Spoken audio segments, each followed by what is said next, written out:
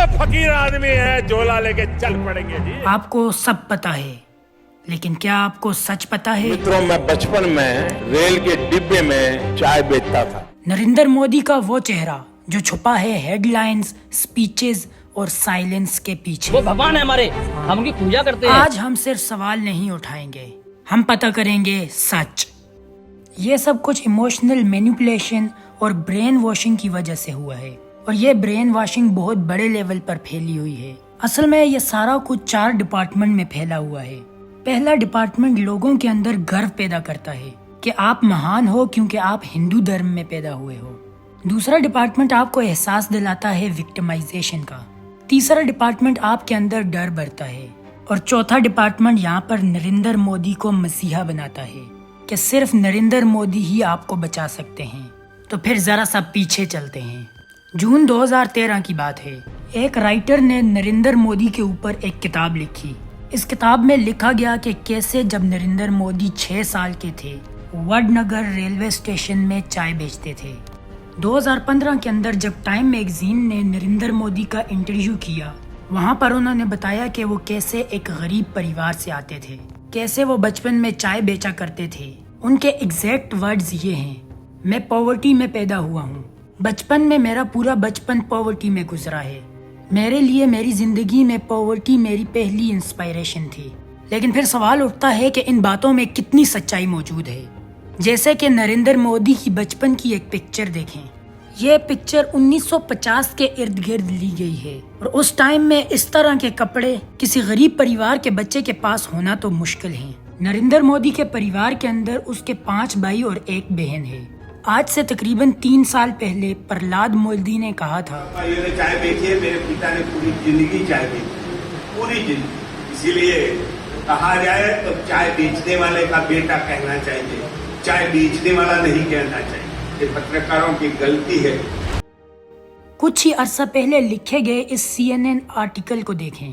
नीलांजन मुखोपाध्याय खुद कहते हैं कि मोदी की जो पॉवर्टी की कहानी है वो ग्रोसली एक्सेजुरेटेड है।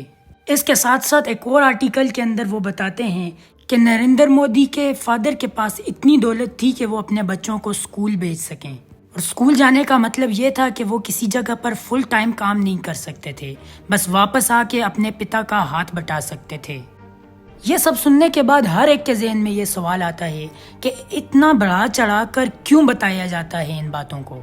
नीलांजन कहते हैं कि ऐसा इसलिए किया जाता है ताकि इंडियन पब्लिक को एक आइडिया बेचा जा सके। मित्रों, मैं बचपन में रेल के डिब्बे में चाय बेचता था, और आज आपके सामने खड़ा हूं। कोई भी समझदार बंदा अगर इस बारे में सोचे तो उसे ये पता होगा कि इस बात से फर्क नहीं पड़ता। एक अच्छा नेता गरीब परिवार से भी आ सकता है और अमीर परिवार से भी, और यही बात एक बुरे नेता के बारे में भी कहा जा सकती है। एग्जाम्पल के तौर पर कंबोडिया का डिक्टेटर पोल पोट, वो एक अमीर खानदान से बिलोंग करता था, लेकिन वहीं पर इटालियन डिक्टेटर बनीटो मुसोलिनी एक गरीब परिवार से बिलोंग करता था, और इसी तरह मशहूर बंदा हिटलर, वो भी एक गरीब परिवार में पैदा हुआ था। लेकिन इसका मतलब ये नहीं है कि वो गरीब परिवार में पैदा हुआ इसीलिए वो गरीबों के लिए काम करेगा। पिछले 10 सालों के अंदर मोदी के मित्र जैसे कि गौतम अडानी भरपूर तरीके से अमीर बनते रहे, और देश के 80% गरीब लोगों को 5 किलो मुफ्त अनाज लेने पर मजबूर किया। बेरोजगारी और महंगाई ने गरीब लोगों की कमर तोड़ के रख दी है, और अब तो यह सिचुएशन आ गई है कि जब नरेंद्र मोदी अपने आप को गरीब बताते हुए जिन राहुल गांधी को एलीट बताते थे, आज वही राहुल गांधी गरीबों को खुल्लम खुल्ला कह रहे हैं कि मैं गरीबों का और मोदी अमीरों का है। अडानी को बिना मजदूरी बिना कुछ लाखों करोड़ रुपए देते हैं तो कहते देखो देखो देखो विकास हो रहा है।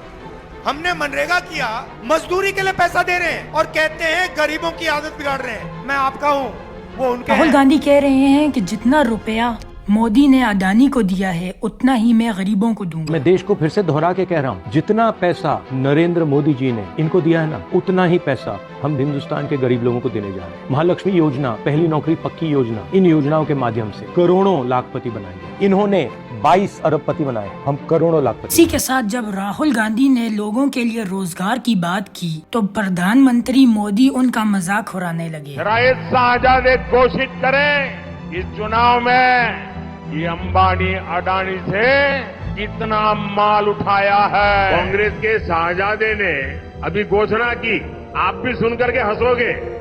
सुनाऊं? जोरों से हंसना पड़ेगा आपको।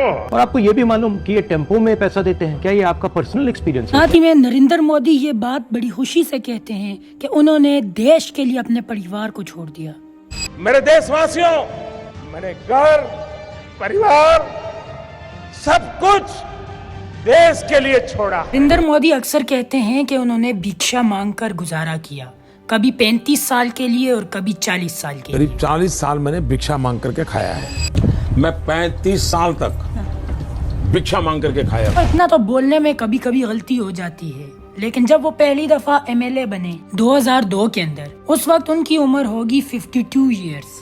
लेकिन सवाल ये उठता है कि उससे पहले 90s में ही उन्होंने फॉरेन टूर्स कैसे कर लिए। ये फोटो उनकी आईफल टावर के साथ पेरिस में, व्हाइट हाउस के सामने, अमेरिका में हॉलीवुड के सामने, वो लंदन गए, मलेशिया गए। वाह मोदी जी वाह। ये 40 साल भिक्षा मांग कर इतना कमाया जा सकता है कि इतने सारे फॉरेन टूर्स किए जा सकें। और इसी सब के दौरान उन्होंने बीए और एमए की डिग्री भी कर ली। और फिर नरेंद्र मोदी खुद कहते हैं कि हम गरीब आदमी हैं।